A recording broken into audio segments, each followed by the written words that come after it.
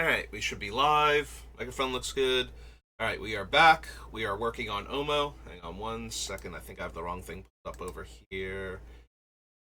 Yeah. Back to this, because that way I don't get randomly doxxed slightly by the way um, Microsoft has things set up where it just displays my personal email, because when I set this thing up, I was not planning on having a separate email for my streaming and whatnot at the time, because I wasn't streaming at the time, so yeah. Anyway, we're back. We're working on Omo. I'm glad I noticed that it was still on that screen, not on the other one. I don't think it had my email address there, but just in case it did, because sometimes it does when it pulls up that thing. So, anyway. So we're back, we're working on Omo, and we have done the entire card selection process. So there's two potential decks, excuse me, that we can build for Omo. So this is going to be the creature type matters build first, and then we're going to do the land types matter build, because they are kind of different things for the most part. Like, yes, both Omos will care about certain creature types and certain land types for the cards that are in their deck builds, but one of the decks really cares about turning the lands into locuses and urzas in order to cast extremely expensive colorless spells like the Eldrazi Titans and Cityscape Leveler and cards like that. Whereas the creature type matters one is much more concerned about having multiples of things that care, like various lords and cards that benefit the more of the same creature type you have in play, so that way we can turn everything into every creature type and we can get all of the bonuses. So we have multiple Merfolk lords in here that reward us for having more Merfolk, so making our Merfolk unblockable directly, giving them Island Walk as a roundabout way to do it, since Omo can also put her everything counter on opponent's cards, if we really wanted to. But we have also a lot of Elf Matters cards, and a handful of other cards that care about other creature types that get a lot better when all of our cards are also randomly those creature types, which is well within our ability to do with this build. So I think for the first pass through, we're going to get rid of all of the stuff that is purely for the Eldrazi ramping strategy.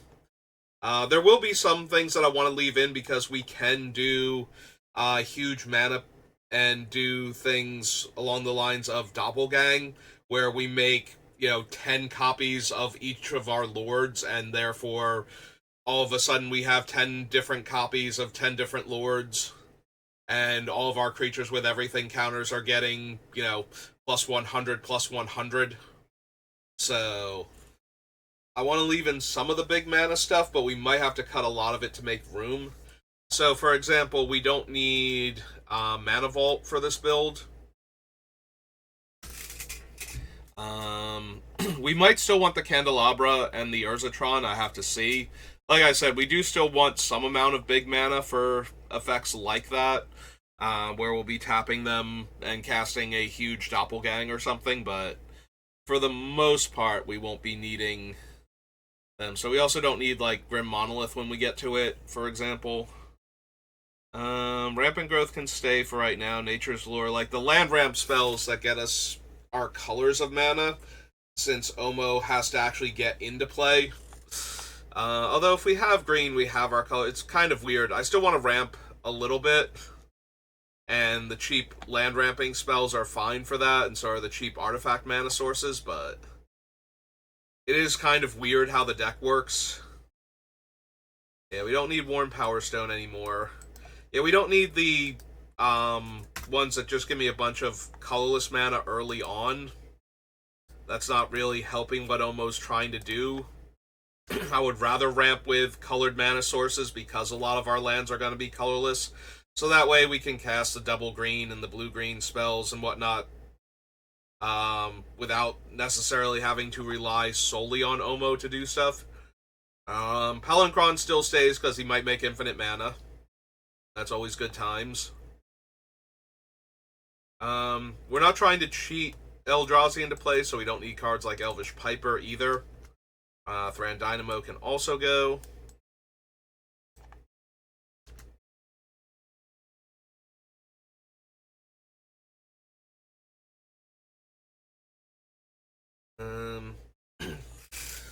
Wide Strategy is fine. Cryptic Gateway is another. We're mostly using that to cheat giant things into play, which we don't need. Wall of Mulch cares about the creature type. Shifting Sliver, Wildwood Channeler.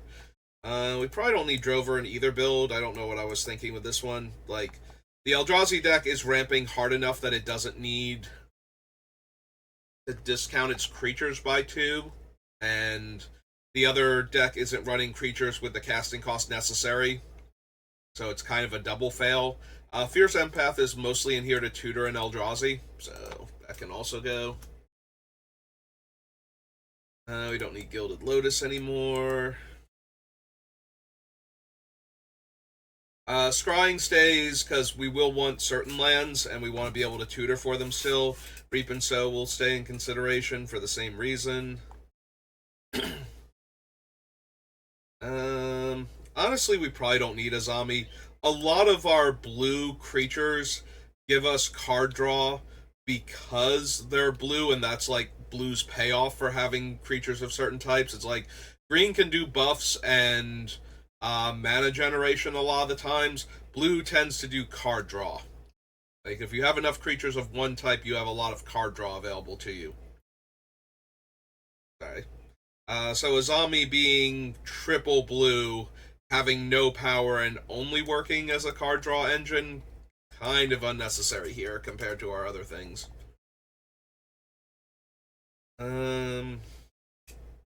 Zubara can stay for right now since a lot of our creatures will by default be Zubara when this thing dies, so if an opponent wraths the board, we at least get a fresh hand out of it. Sachi's fine. She buffs our creature's toughness and gives them the ability to tap for double green. Seshiro gives them +2/+2 and lets me draw a card. Again, we get a lot of card draw payoffs for being the right creature types, and the fact that green has some of that too is kind of silly, but it's a buff that lets us draw cards, so. I know why I put the Moonfolk, the Patron of the Moon, on here, but honestly, we probably don't need it. We definitely want the Patron of the Orochi, though, because untapping all of my things that count as forests and all of my green creatures does a lot in either build of the deck. Court of Calling's fine for right now. Farseek. Aegis of the Candelabra can stay for right now. Psychotrope Thallid. Active Negation is fine. Scion. All of these things, all the Lorwyn ones get to stay for right now. They are in here because of creature type matters, more so than mana generation and giant Eldrazi things. Collection Woodfall can stay for right now.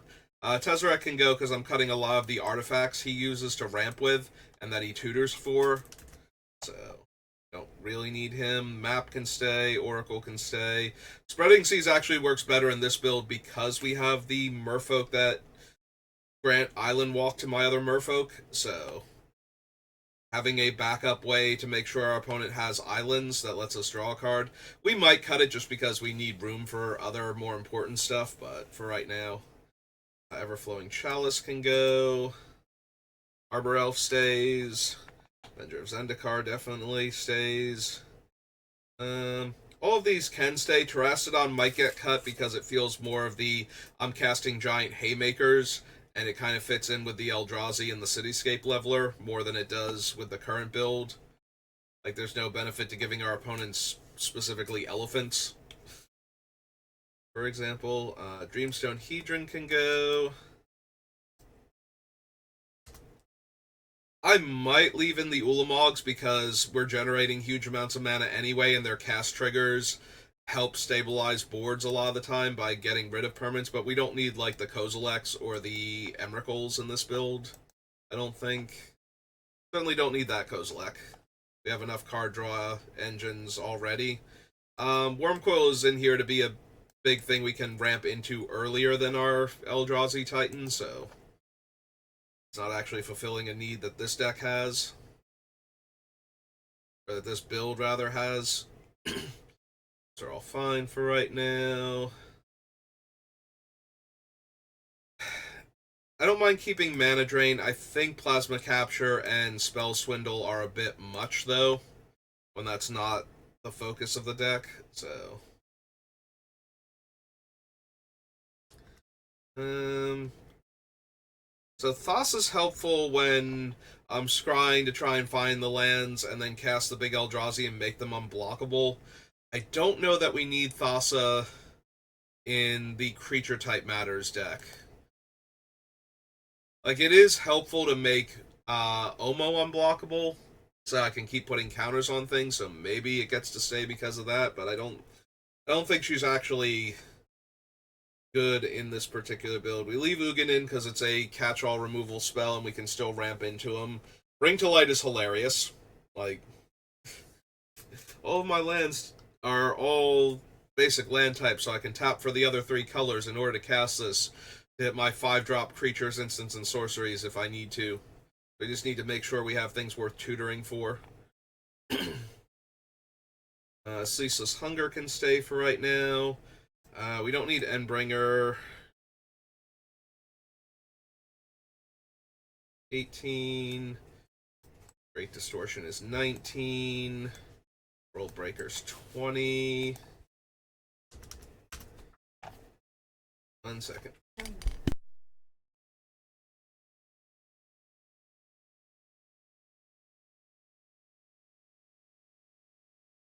Hey, I'm back. So we're at Oath of the Gatewatch, and we have 20 cuts so far. So let's bring this down to 164.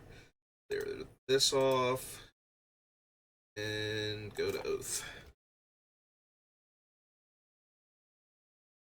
I don't need Promised End.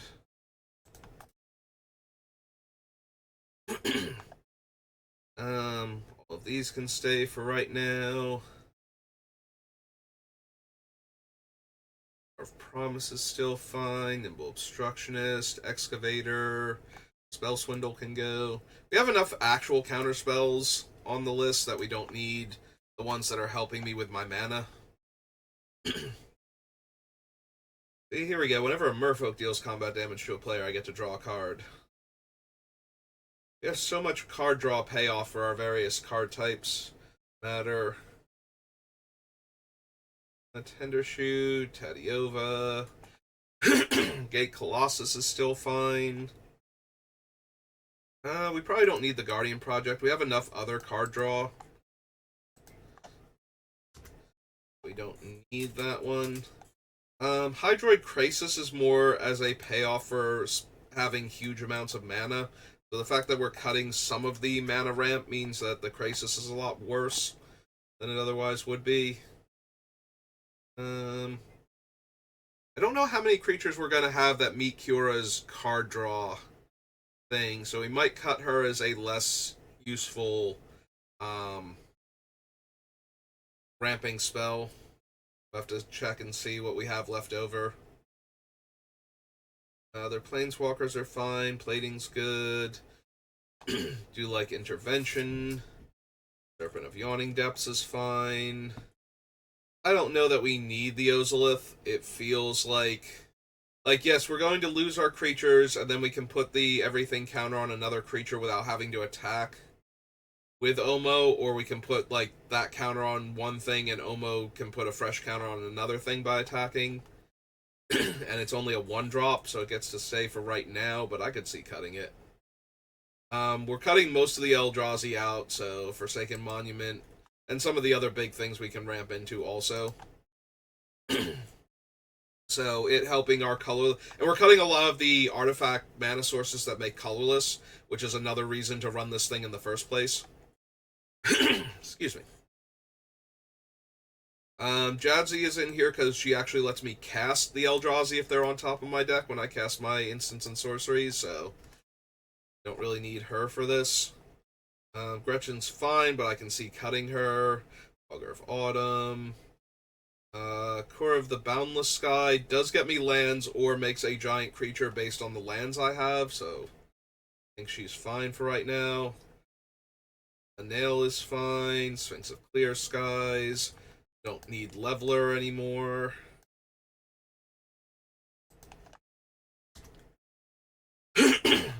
One with the Multiverse is fine, but it's so much more expensive than the other ones that the only real reason to run it is the idea that I'm running all these incredibly expensive Eldrazi spells and such. So getting one of them for free is actually saving me tons of mana instead of casting like a 3-drop creature off the top of my deck for free or something. We're not ramping as hard, so Portal to Phyrexia is less impressive. It might actually still stay, though. We don't have a ton of creature removal in this deck, so having a pseudo board wipe that brings back all of my cool creatures might be worthwhile. We're leaving Command on the list because that's a card we're cutting more for not needing it than because it doesn't fit the theme that we're currently working on. Twilight's a lot weaker when we're not cheating into play Giant Eldrazi with it. Like tutoring for and putting directly into play, basically, by spending enough mana. We can leave Monument in. We'll have to see. It does still tutor for any of our basics plus the Cloud Post, so. Gondor is fine. Deeproot Pilgrimage, if I really want to run this, I feel like I need creatures that untap target permanent, like those 3-drop ones I was passing on during the card selection process, because that's the thing that makes Pilgrimage actually work, is even if they're not Merfolk, we turn them into Merfolk, and we tap them to untap each other, and we generate infinite Merfolk that way. Which then get the bonuses and possibly the landwalk abilities from our Merfolk Lords and become unblockable. So those are still possible. Kaslam is in here because cheating Eldrazi, so we kind of don't need her.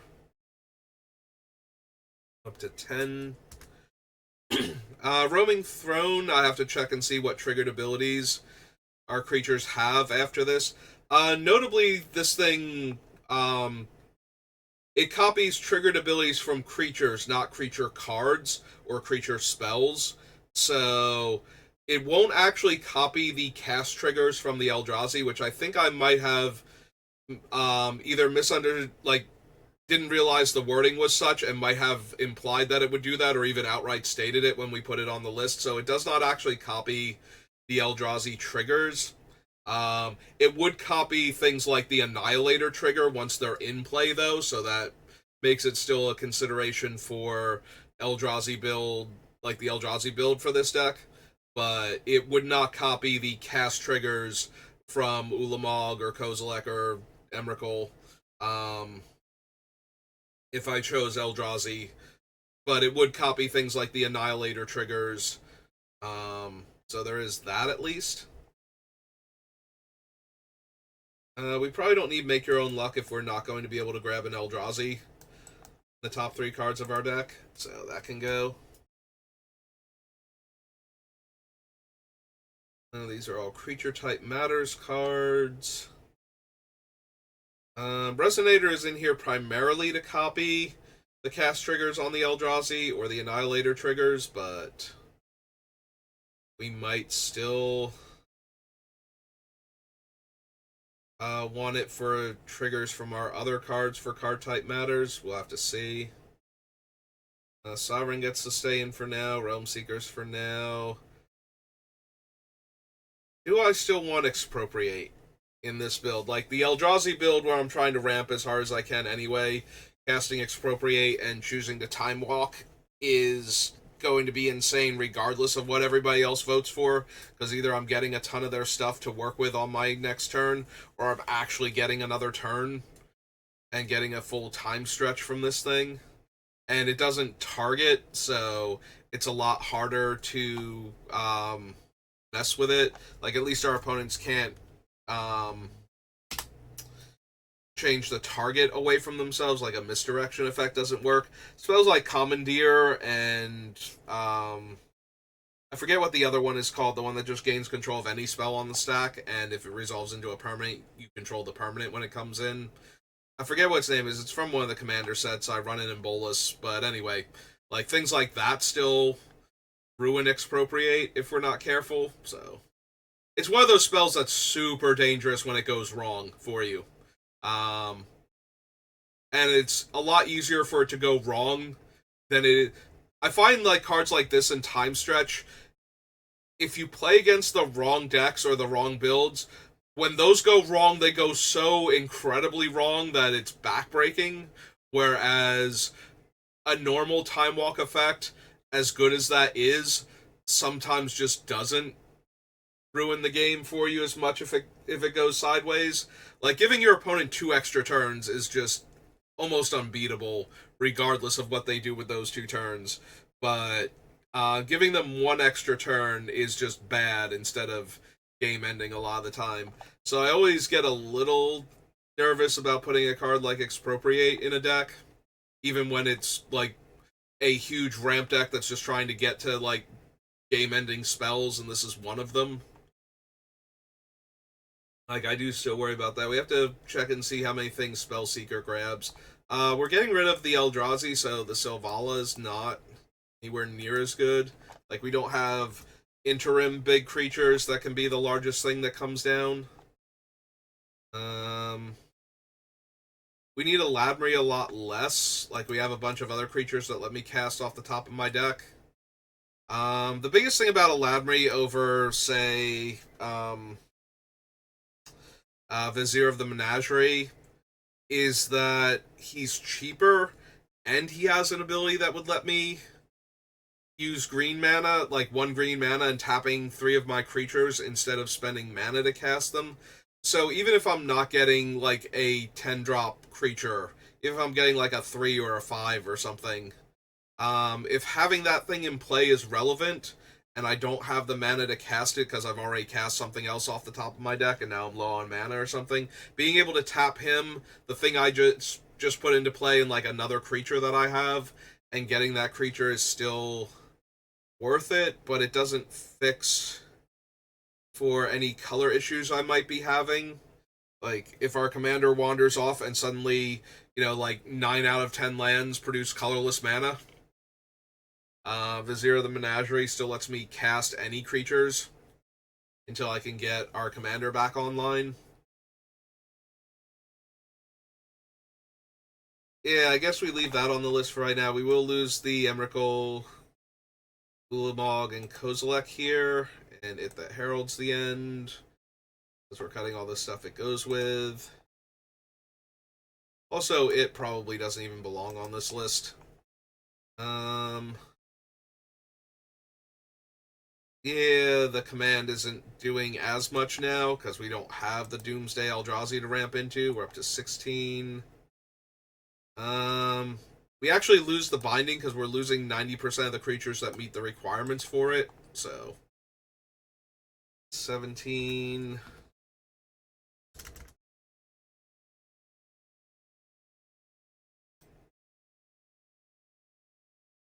$18. We can just lose Labyrinth entirely because we don't have the things that... And it's a land, so it doesn't count towards the numbers. AC gets to say, Commander's Plate, Reshape the Earth. Yeah, we don't. This one's just silly. It's funny if I have some of the ramping ones, but not all of them, and I just want to drop all of them into play simultaneously. But yeah, I don't think it's good. I don't think I'll save that one for going through the normal list just to get rid of stuff. Scavenging Ooze, Arcane Signet, Bane of Progress. Attempt with Discovery. Kindred Summons is weird, but it might still make it into the deck. So is Retrofitter. Um, Escape can stay for right now, because it still works with all the lands with the abilities in order to generate huge amounts of mana. Astral Dragon is more on the list for all the huge colorless mana ramp. It copies non-creature permanents is the biggest problem. It is helpful that it can copy, like, make two dragons that are Cloud Post or something. Like, that's fun, but I don't think we need it. I guess it stays on the list for right now. And we cut it later. Endless Evil, Cleaver Scab, work with our commander as far as creature types go. Baru. Honestly, I don't even think the Root Path Purifier is going to make it, but because I don't think I have enough ways to search for basics, but we have a few, so can stay for right now. They're all creature type matters things. Copy land is fine. Sage of the Maze is fine. Okay, so how many things do I currently have on this list? If I copy the ring. So we had 19 on the list, so go down to 145. That gets rid of all of the things that are on the list primarily for the Eldrazi, or were on the list primarily for the Eldrazi. Now we can start working on cuts from the deck for things that still function with the Creature Type Matters deck, but probably don't need to be in here.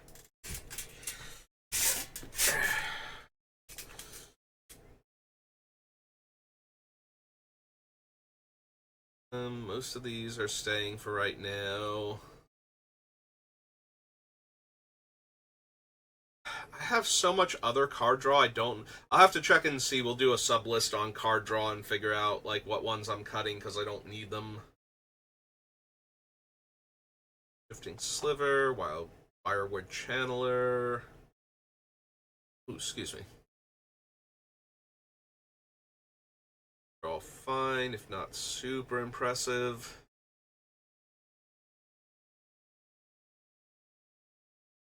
Patron. Sign of Una. Shapesharer's fine. The downside to Sign of Una is that it gives all of my fairies Shroud instead of Hexproof. So things like what's its name? Doppelgang don't actually work with Sign of Una in play because I can't target any of my things that happen to be fairies. So, whereas the Master of Illusions gives all of my things hexproof, I think we still run it because it's too good to protect the stuff that's already in play from our opponent's things. But it's not as good as it could be. Like, if it were hexproof, I wouldn't even consider it like, as a potential cut in the long run, but I could see cutting it because Shroud interferes with a bunch of the other things we want to be able to do.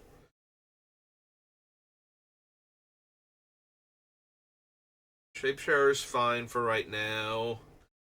Spellstutter Sprite works with all of our things. Like, a lot of the time, we're not going to be able to counter something with a casting cost higher than, like, 4, I want to say. Maybe 5 is pushing it. Like, if we build out a huge board with all of our stuff being everything and everything buffing each other, it's still going to be hard to maintain that board. We're going to need to counter a bunch of different mass removal spells to not have that board state go away, and that's going to be very difficult to do. But if we can counter certain wraths, then Spellstutter Sprite will be good enough there. But I don't think we're realistically going to get to a point where we have, like 10 different creatures in play and they're all creature types each, and we haven't won the game yet, and we get to counter, some giant doomsday spell. So I'm not holding out hope for Spellstutter to be able to do that, but I do think it can realistically counter like 2s, 3s, and 4s in this deck. So I might still cut it just because, but having a cheap counterspell that also adds a creature to the board that can then be bolstered by all of our other things once it's all creature types.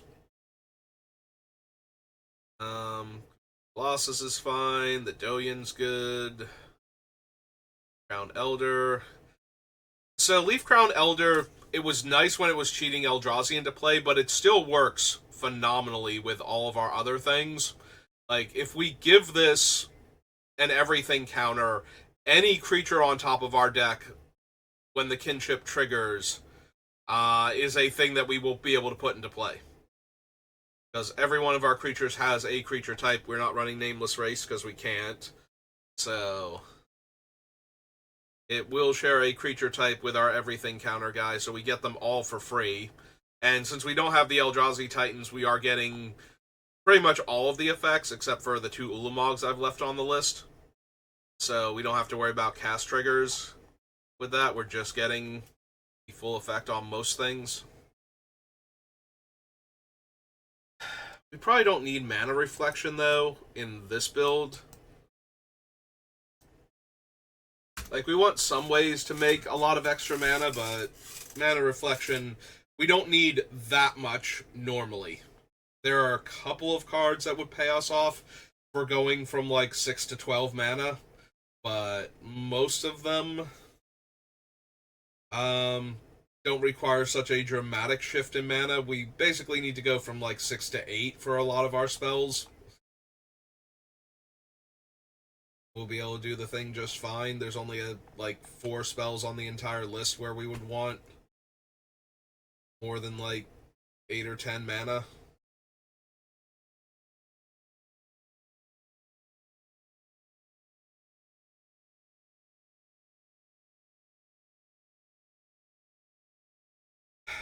I don't know that we actually so Wari Shapeshifter can copy anything that has an everything counter on it, but I don't know that that's actually good enough with all of our other things.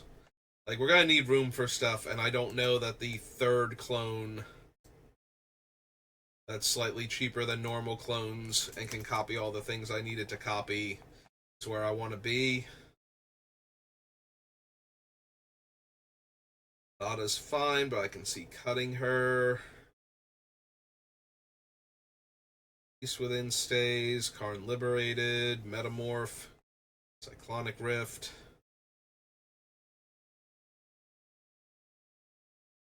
Yeah, I can still see cutting Thassa. Don't think we need her. We have the problem is that I might want to keep Thassa and actually cut some of the non-basic lands that are helping us get through with Omo. Like, normally I take advantage of them being lands to fit them into the deck without ruining our mana base, but this mana base is so colorless heavy that I am worried about actually ruining the mana base if I put too many colorless lands in.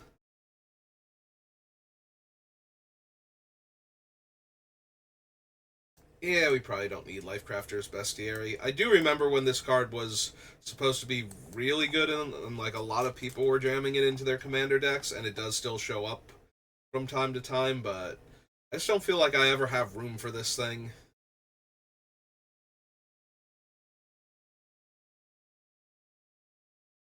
I'm gonna keep Rishkar because ideally, excuse me, all of our creatures will have counters, so they will all be able to tap for mana, regardless of what type of counters they actually have. Fate Colossus, Karn, Dora, Lazatep, Ugin. I have enough creatures for Great Henge to be good. I don't have enough. Although, I will have larger and larger creatures as I get more lords into play and make them everything. So, plus, all of the lords will buff any one creature with everything counters on it anyway, so.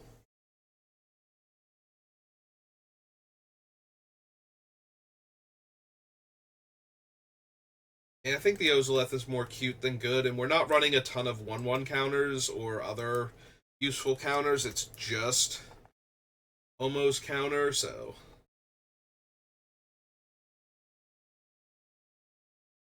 Honestly, I think Gretchen is underwhelming in this deck. She mostly made it onto the list because we were just starting the list, and that is the way a lot of cards from Forgotten Realms and Aether Revolt and a lot of the other sets that begin with the letter A get onto the list, is because there's not anything on the list already to compare them to. It's just like, well, I will want card draw and land ramp, and the fact that I will eventually find much better versions, most likely, doesn't stop that from being true right now while looking at her, so. I'm pretty sure I said that when I was adding her to the list. I'm like, this is entirely because we just started building, and we need cards that fit our themes. Rexia, Sky Strike Officer. The sad thing is, these are artifact soldiers, so they're not even humans for the Horn of Gondor as their base. So that's a little bit rough. We don't need Titania's Command. It's not one of the land fixing cards I actually need.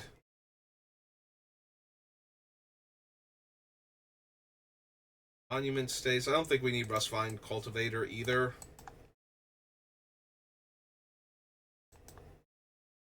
Just 7 cuts now.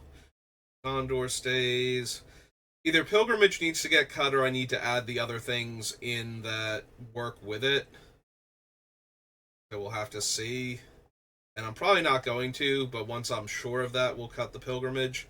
Dreadmaw is just another card draw spell that requires me having a bunch of the creatures in play when I cast it, as opposed to connecting with them turn after turn, so I think we're safe to cut him. Sylvan Tutor, 3 visits, Archdruid, Sovereign.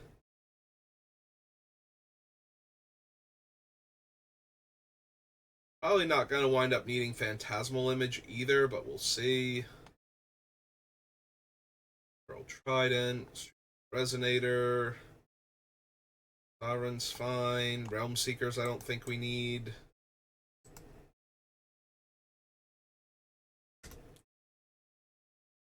9 cuts. Fine, or utility based. Nadu's just dumb. I can see cutting Nadu, but we're gonna have to make absolutely sure I want to cut Nadu, because targeting him, like putting more everything counters onto him or onto my other things, lets me do his trick. Like that's an ability that targets my creature, so.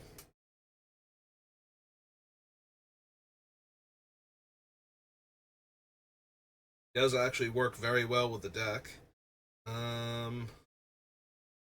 Honestly, we probably don't need Venture Forth.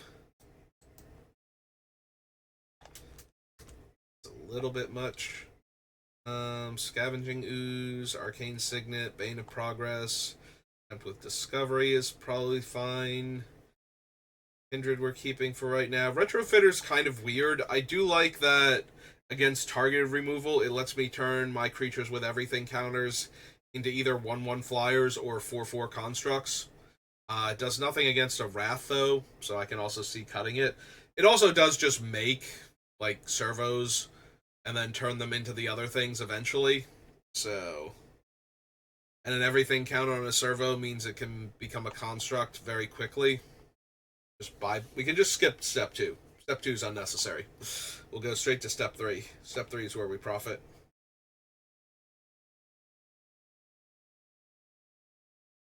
Keeping Min, keeping the Astral Dragon for right now. Endless Evil's fine. Cleaver Scab.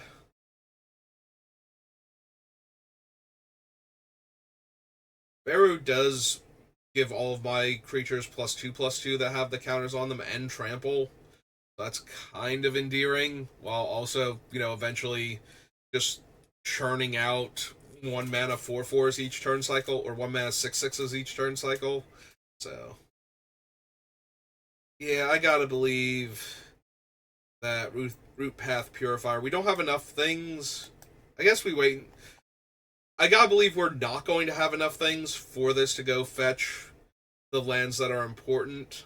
But I have to make sure of that first, and we haven't actually cut anything like Sakura Tribe Elder, Cultivate, Kodama's Reach, like any of the things we have that can search for basic lands are all still on the list, so I guess we have to keep considering it for the time being.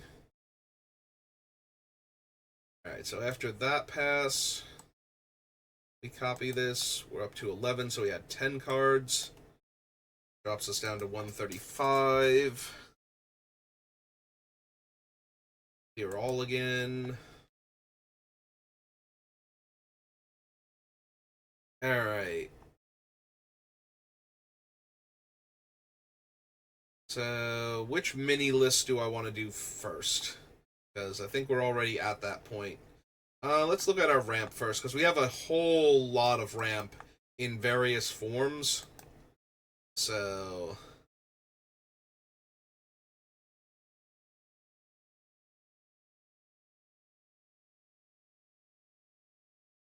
let's grab everything that is specifically in here to ramp us. See what it all looks like together. Like, see if there's stuff we have to get rid of. Strategy. Mulch. These aren't ramp spells. Lightning Greaves. Sylvan Scrying isn't a ramp, it's a fixing. Reap and Sow is ramp. It does put it into play.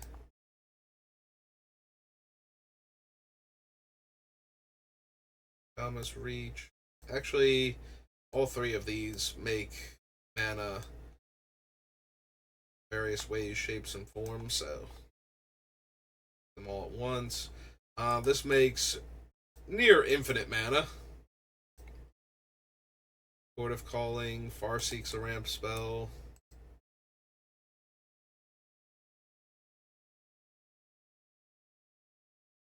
It's kind of difficult to consider Candelabra and Magus ramping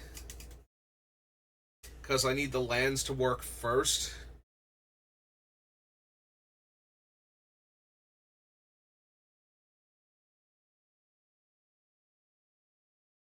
Hmm.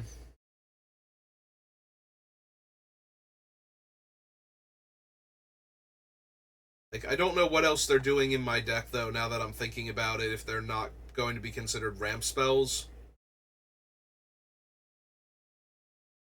Yeah, I guess I have to consider them that, because that's the only thing they're in here for, is to generate more mana. Um, like, they don't combo, they don't immediately go infinite or anything, so... It's not like Palancron. Like, Palancron is not so much ramp as it is a way to generate infinite mana. Although he can be ramped too, he's just not as good at that as he is at the end. I mean, he's fine at that, but once we're close, we want to use him to generate infinite mana rather than just like 3 or 4 extra mana. We were at Magus when I paused to consider like the actual purpose of Magus in the deck. Um, Other ramp cards. Nope, none of these. Expedition map doesn't actually ramp. Oracle is kind of ramp. It's letting me play extra lands and giving me access to those lands sometimes. Arbor Elf, same reason as the other untapping my land creatures. And Erebos Druid.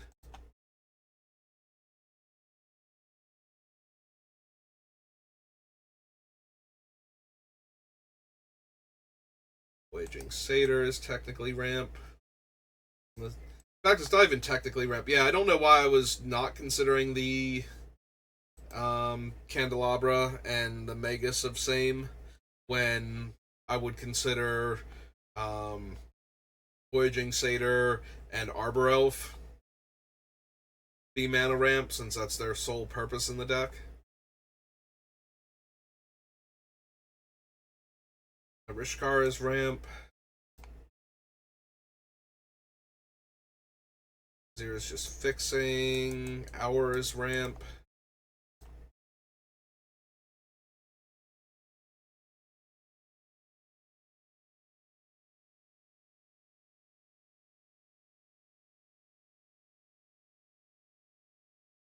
Well, Kiora is ramp. I was gonna say none of these are, but then I saw Kiora and I'm like, no, wait. 16.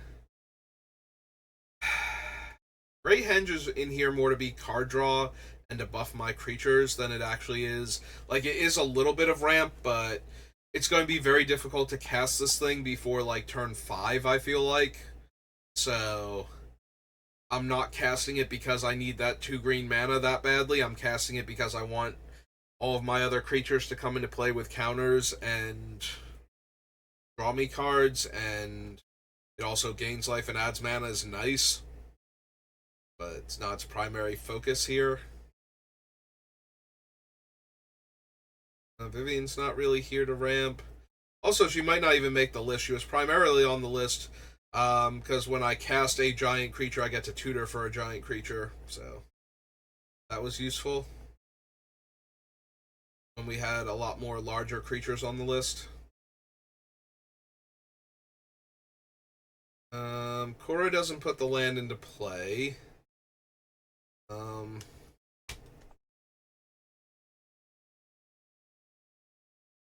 No, not really. No. This tutors it to hand, so that's not as helpful in that regard. Anything else that helps mana production? Oh, there we go. 3 visits. Archdruid makes mana. We're up to 18 with this one.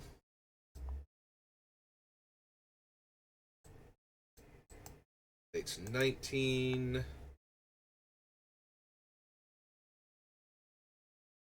These make mana. No. No. No. Not really with Nadu. AC kind of, but its primary focus is landfall draw card. The fact that we might be able to play extra lands when we draw them is nice, but that's not its primary focus. Nor is it really replacing any of the things that are searching for land or untapping multiple lands, or untapping a land without costing any mana to untap.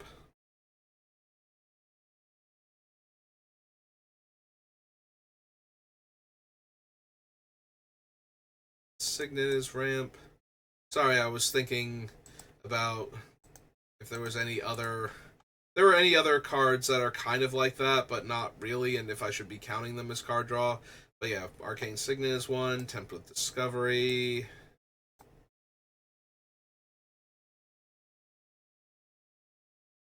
Manascape Refractor is at its very worst. Normally a mana rock, unless Armageddon has happened or Ravages of War. We're up to 22 out of 24. Astral Dragon is not in here to ramp, even if it copies lands. It's nice when it copies lands, and that might be one of my primary targets. Just to make 2 3/3 flying loci, but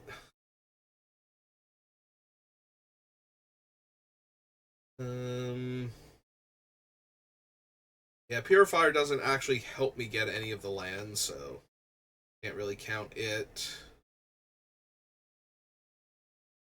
Hackball is very, very roundabout in that if I discover into a land or explore into a land rather, and then attack with him, I can put it into play and therefore have ramped myself if I already played a land this turn. Yeah, it's kind of like AC above, where it's like, yes, it technically can ramp me, but that's not its primary purpose.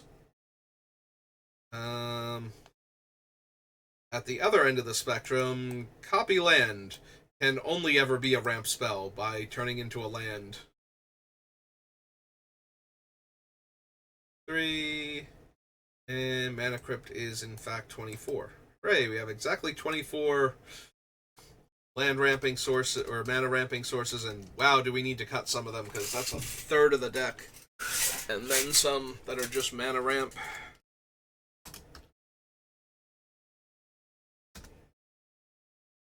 Scroll to the bottom.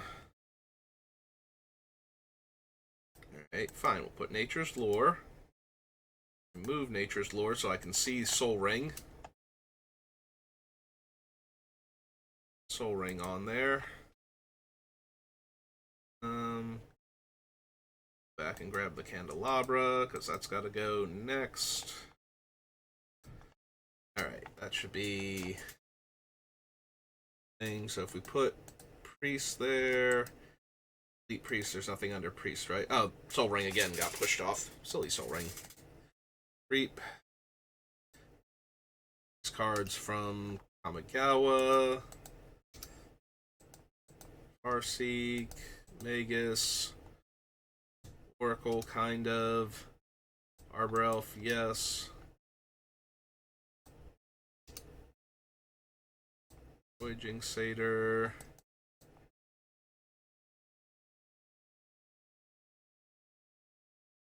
Promise.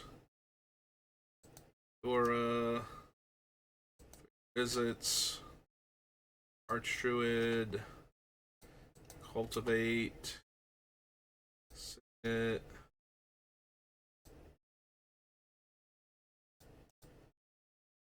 Fractor. Copy. And Mana Crypt. Alright. How many of my creatures have 4+ power? It's not many, right? Like, one of the biggest things we can do with her is have Baru out and just keep making worms. I guess if all of my creatures are getting buffed, but they need to come into play as a thing that's getting buffed. So, it's more that I would need multiple lords on the same creature type than it is that I need multiple lords just in general at that point. Alright, so Palancron works, and we have infinite mana, so we would have infinite card draw. Although at some point in time, Kiora would actually start to get detrimental if she's not a May.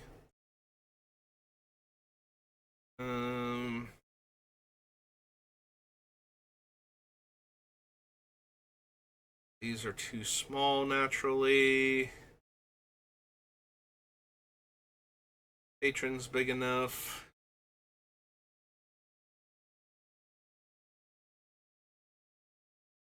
And Colossus and the Timber Protector are big enough. Daimyo's not. Elder's not. Woodfall Primus is. Avenger is. Terastodon is.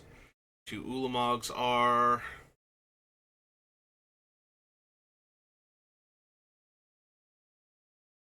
Thassa is if she comes in as a creature and not just an enchantment.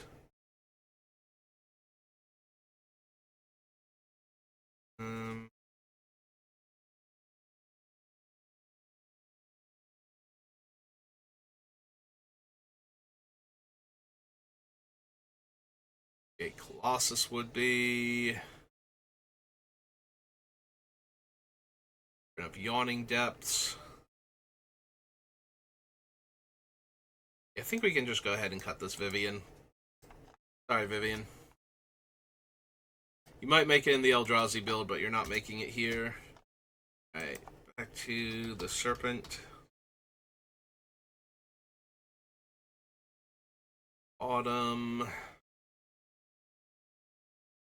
Korra currently meets the requirements. Sphinx of the Clear Skies.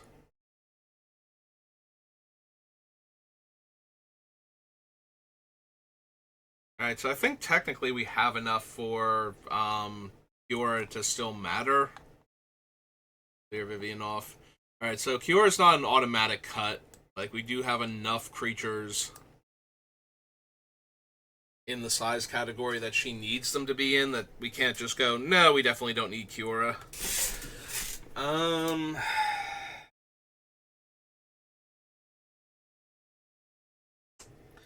I'm thinking we can lose the Harabaz Druid because our creatures are not innately allies.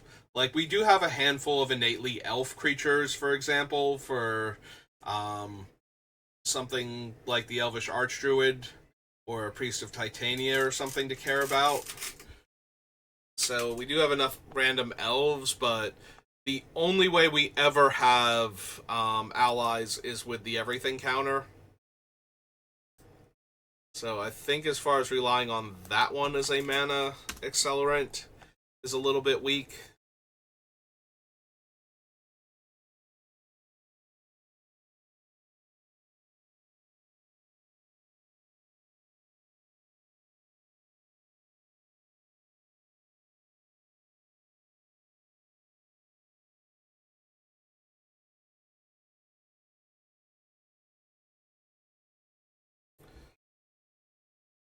I wonder if copy land is unnecessary. Copy land feels a lot like Vesuva in that we need to already have the land in play in order for this thing to do anything. Like, I don't want to play it and make it an island or something. I want to play it as a Locust or Urza's Tower. Something like that. I forget, are the gates in Baldur's Gate legendary? The actual Baldur's Gate, is it a legendary land? Yeah, it is. Alright, so copying that doesn't help either.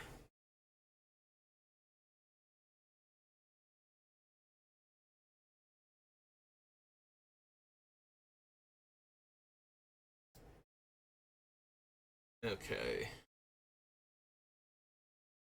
So we definitely get rid of those two. What else are we getting rid of? We definitely don't need all of these. Like, that's a few too many.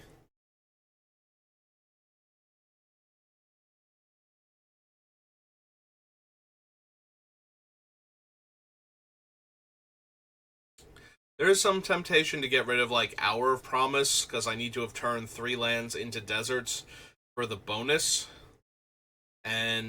But it does get me 2 lands. So it would be able to get me the Locust and, like, Urza's Tower, or one of the other 2 Urzatron if I have Tower, or Locust already, and the other 2 Urzatron if I have both. Or actual colored mana at that point if I have both.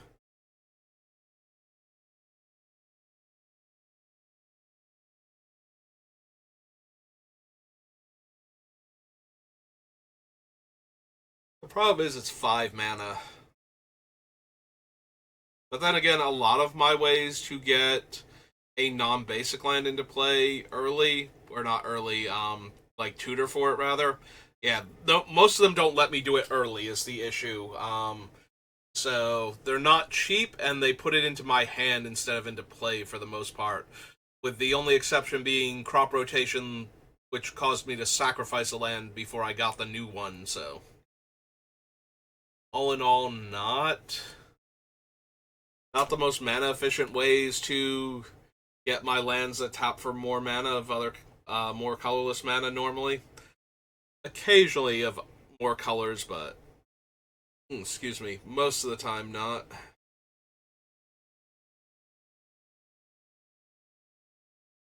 It is nice that if I have the deserts, it's making the 2/2s, but I basically need to turn 3 of my lands into deserts first. Otherwise, this thing is never making zombies. Yeah, it's probably just a little too clunky for what we're doing with it.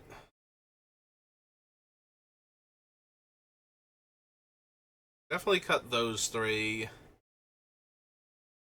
I do feel like I need to cut more from this list, like we have too many cards on the list as it stands.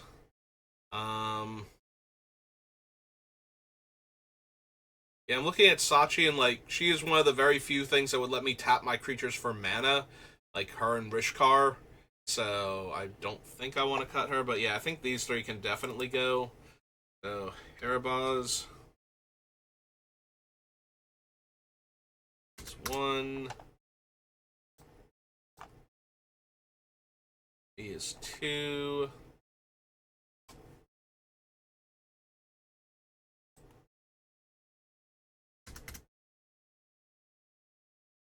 Hour is 3.